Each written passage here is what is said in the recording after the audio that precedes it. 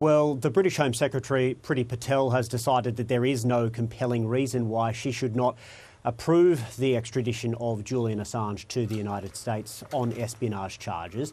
That comes after he was denied a Supreme Court appeal back in March. But that is not the end of the road for the Australian, because he still has avenues of appeal.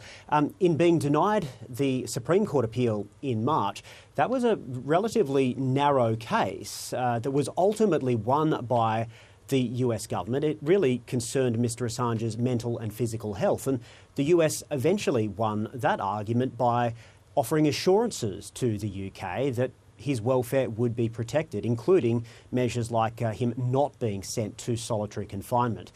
So while that he lost that aspect of the case, there's still much bigger issues to deal with, like freedom of speech, freedom of expression, freedom of the press. And his lawyers and supporters say a future appeal will be an opportunity for them to ventilate some of those key issues here in a UK court. So do you think that Julian Assange will still fight this decision? There's no doubt he will. In fact, Wikileaks has already said that the process is underway to begin an appeal. They will have an appeal before the High Court.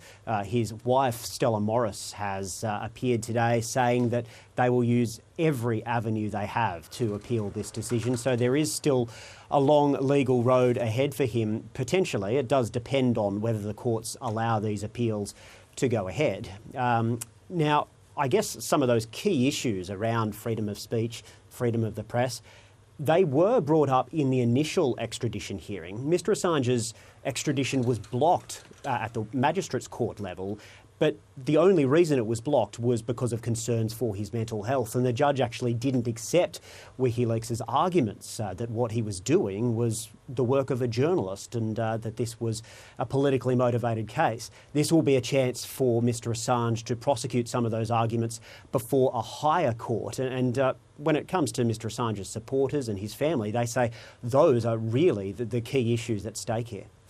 Nick Dole in London, thank you.